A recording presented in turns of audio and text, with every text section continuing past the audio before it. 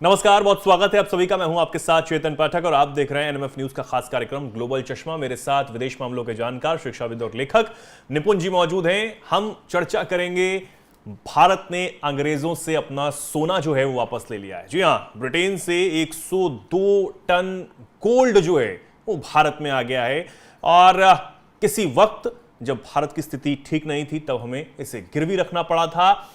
अब ये कैसे वापस आया है, कितना समय इसने लिया वापस आने में और क्या इसका पूरा प्रोसीजर रहा, ये हम जानेंगे निपुण जी से। निपुण जी, ये कैसा हमारा उस वक्त सफर था और हमें क्यों जो है वो गोल्ड रखना पड़ा जो वापस आया, यहीं से शुरू करेंगे।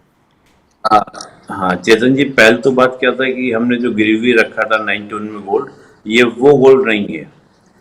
वो गोल्ड अलग उसका मैटर है। ये गोल्ड जो है हमारा जो सेंट्रल बैंक है आरबीआई जो है वो टोटल अपना गोल्ड दिखाता है कि भारत सरकार के पास जो टोटल गोल्ड है वो 855 टन गोल्ड है। 855 टन गोल्ड हमारा टोटल गोल्ड है, जिसमें अभी प्रेजेंट में हमारे पास 510 टन गोल्ड हमारे पास में है, हमारे रिजर्व बैंक के पास। बाकी जो गोल्ड था वो हम लोग रखते थे बैंक ऑफ इंग्लैंड के अंदर, यानी जो इंग्लैंड का बैंक है उसके अंदर हम सारा अपना गोल्ड रखते थे। अभी 3 से 4 महीने पहले 100 टन गोल्ड हम पहले वापस लेकर आए थे, 110 अभी लेकर आए हैं, तो यानी कि 220 टन गोल्ड हम लोग वापस ला चुके हैं बैंक ऑफ इंग्लैंड से। अब आप कहेंगे सर ये जो गोल्ड हम वहाँ पे रखते थे तो वो गोल्ड रखने का रीजन क्या था? ये हमें नहीं, दुनिया के मोस्टली देश अपना गोल्ड जो है कहीं ना कहीं दूसरे देशों में रखते हैं। उसका रीजन ये होता है, सबसे मेन रीजन जो माना जाता है वो सिक्योरिटी रीजन। और सिक्योरिटी रीजन में भी क्या है कि अगर कभी हमारे देश के साथ किसी का कोई फिजिकल वॉरफेयर हो तो उस वेरफेयर में ये ना हो कि वो देश हमारे अंदर घुसे और घुसकर हमारा गोल्ड उठा कर ले आए। तो उस स्थिति में क्या है कि हम अपना गोल्ड प्रिजर्व रखें। लेकिन जैसे जैसे देश की ताकत बढ़ती है और देश इसमें बहुत ही कॉन्फिडेंट हो जाता है कि नहीं, अब हम बहुत सुरक्षित हैं और हम सिक्योर हैं, हम अपना गोल्ड वापस ला सकते हैं, तो वो अपना देश अपना गोल्ड वापस लाने का प्रयास करते हैं। जिसमें मैं आपको एग्जांपल देता हूं, चाइना। चीन पहले ही अपना गोल्ड, यानी कि चीन जो है वो पहले ही अपना गोल्ड वापस ला चुका था और काफी पहले से हमने गोल्ड वापस लाना शुरू कर दिया था। अभी थोड़ा बहुत उसका गोल्ड है तो इंग्लैंड के दूसरे बैंक के अंदर थोड़ा बहुत गोल्ड उसने रखा है, लेकिन बहुत ही माइनर सा, वो सारा गोल्ड वापसी ले आया है। भारत ने अब लाना शुरू किया और भारत आगे भी लाएगा, ये नहीं कि अभी लाए हैं। अब ये मैंने कहा कि टोटल 855 टन हमारा गोल्ड है, जिसमें 510 हमारे पास था, 210 अब टोटल आ चुका है। तो यानी कि 510 और 210 आपका तकरीबन हो गया 720 गोल्ड। 720 टन हमारे पास आ चुका है। बाकी 150 टन के आसपास कुछ रह रहा है, ये भी 130-135 टन है, ये भी हम लेकर आएंगे। मैं इस बात को लेकर बहुत सिक्योर निश्चिंत हूँ। इससे एक चीज तो ये मैसेज आ रही है कि अब हमारे देश का जो मनोबल है वो बड़ा है कि हाँ, अब हम अपने गोल्ड को सिक्योरिटी खुद दे सकते हैं। हम क्यों किसी और देश के बैंक को सिक्योरिटी रखने के लिए अपना गोल्ड दें, और गोल्ड देने के अलावा उसको एनुअली इस बात का चार्ज भी दें, पैसा भी दें कि भैया तुम हमारे गोल्ड की सिक्योरिटी कर रहे हो, इसके बदले हम तुमको क्या कर दे रहे हैं, ये पैसा दे रहे हैं, हमको जरूरत नहीं है। दूसरा एक तो रीजन ये था। दूसरा रीजन क्या था चेतन जी, कि अभी जो एक पूरे वर्ल्ड में जियो पॉलिटिकल चेंजेस आ रहे हैं, तो उसमें एक जो पूरा वर्ल्ड बना है वो एक बहुत ही ट्रांजेक्शन फेयर वाला आपका वर्ल्ड बना है। पता नहीं ऊंट किस करवट बैठेगा। और ऐसे में हो क्या रहा है कि जो G7 कंट्रीज हैं या यूके यूएस जैसे कंट्रीज हैं, इनके ऊपर दुनिया का विश्वास नहीं रह गया है।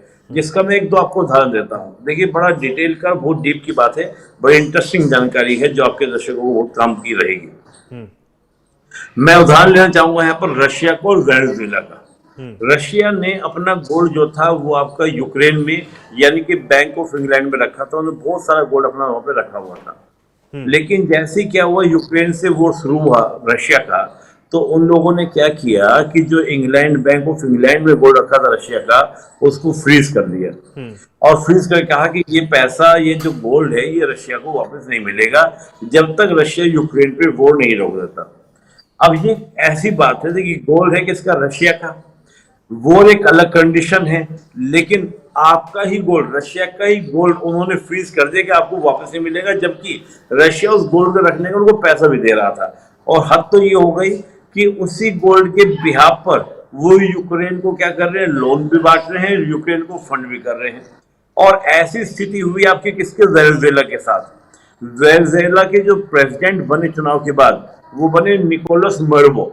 निकोलस मोर्बो ने वेनेजुएला का गोल्ड भी बैंक ऑफ इंग्लैंड में रखा हुआ था, और जैसे ही वहां पर आपका जो निकोलस मोर्बो प्रेसिडेंट बने, तो यूके ने उस गोल्ड को उनको वापस देने को मना कर दिया और फ्रीज कर दिया।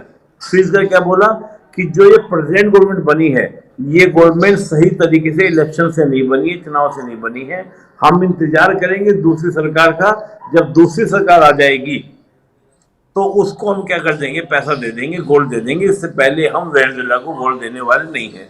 अब आप कल्पना कीजिए, कल को अगर ये वेस्ट कंट्री इंडिया के ऊपर रेगुलेशन लगा दे कि 2029 के चुनाव को लेकर, 2024 के चुनाव को लेकर, कि जो 2024 में चुनाव हुए वो आपके फेयर चुनाव नहीं हुए, जैसा कि आप भारत में सुनते भी, विपक्षी पार्टी आरोप लगाती भी है ईवीएम मशीन के कारण हो रहा है, और इसमें कोई बड़ी बात नहीं है। अगर भारत सरकार जो प्रेजेंट में है वो अकॉर्डिंग टू अमेरिका काम ना करे, अमेरिका को लाल आंख दिखाना शुरू कर दे, तो अमेरिका कह सकता है कि वहां पे अपोजिशन जो है वो कह ही रहा है कि फ्री फेयर इलेक्शन नहीं हुए हैं।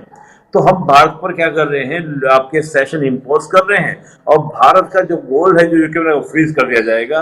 अब आप क्या करेंगे उस स्थिति में? क्या आप यूके से वोट करेंगे कि हमारा गोल्ड वापस दो? गोल्ड हमारा है, उसका हम एनुअल चार्जेस भी दे रहे हैं रखने का, और वो कभी भी फ्रीज कर सकते हैं।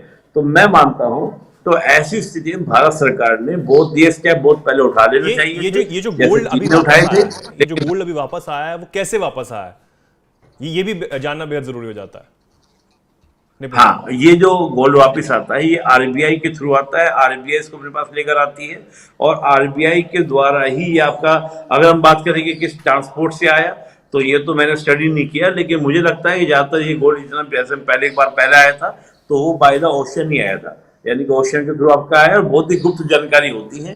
मैं आपको इतना हिंट आपको देता हूँ कि आरबीआई ने कभी भी जिक्र नहीं करता कि हम गोल्ड लेकर आ रहे हैं, ये है वो है। जब आ जाता है तो आने के बाद बहुत सिंपल सा एक नोटिफिकेशन जारी कर देते हैं कि ये गोल्ड हमारे पास आ चुका है, इतना गोल्ड हमने ले आए हैं। क्योंकि पहले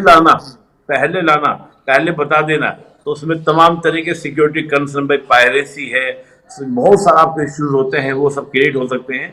तो हमारी सरकार बहुत ही ज्यादा कैसे सचेत भी रहती है। तो मैं मानता हूँ किस प्रकार से ये गोल्ड आपको वापस आया है, और एक बड़ी उपलब्धि भी इसे कह सकते हैं। हालांकि जल्दी से आप ये भी बता दीजिए, जो आप बता रहे थे कि ये वो वाला गोल्ड नहीं है जो पहले रखा गया, टोटल गोल्ड से हम कितना गोल्ड ला पाए हैं? जी नहीं, मैंने कहा देखिए, हमारा टोटल जो गोल्ड है वो 855 टन गोल्ड है। हालांकि भारत सरकार ये कह रही है कि हम अपना गोल्ड और भी ज्यादा बढ़ा रहे हैं।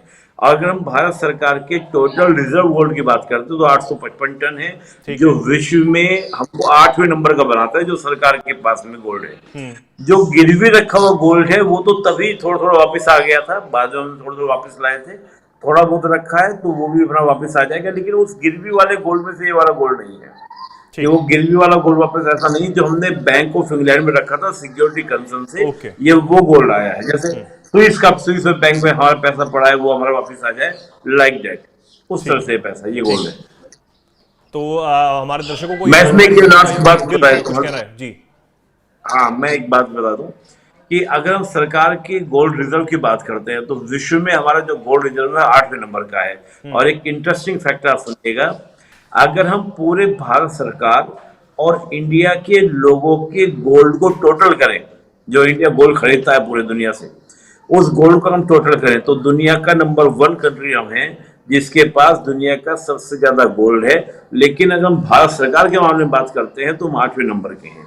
ये एक इंटरेस्टिंग बात है, यानी कि सोने की कमी हमारे पास नहीं है। और आप जानते हैं चेतन जी, हमारे यहाँ जैसे शादी वगैरह भी होती है, इसके अलावा जैसे अभी धनतेरस गया था, तो उसमें हमारे यहाँ कल्चर, उस कल्चर के कारण हमारे यहाँ पे गोल्ड खरीदने का एक कल्चर माना जाता है, उसको हम लोग परंपरा से लेके चल रहे हैं। और सोने की चिड़िया तो ऐसे ही कहा जाता है, आज भी। बिल्कुल, बहुत बहुत धन्यवाद निपुण जी इस चर्चा में हमारे जुड़ने के लिए और बताने के लिए आखिर ये पूरा मुद्दा क्या है और कैसे अंग्रेजों से हम जो गोल्ड है वो लेके आए हैं वापस भारत में। बहुत बहुत धन्यवाद। हमारे दर्शकों को उम्मीद है ये चर्चा जो है वो पसंद आई होगी। इस पर जो भी हमारे दर्शक सोचते हैं, आप जो सोचते हैं, वो कमेंट सेक्शन में आप जरूर बताएं और ऐसी तमाम जानकारियों के लिए, खबरों के लिए जुड़े रहें एनएमएफ न्यूज के साथ। नमस्कार।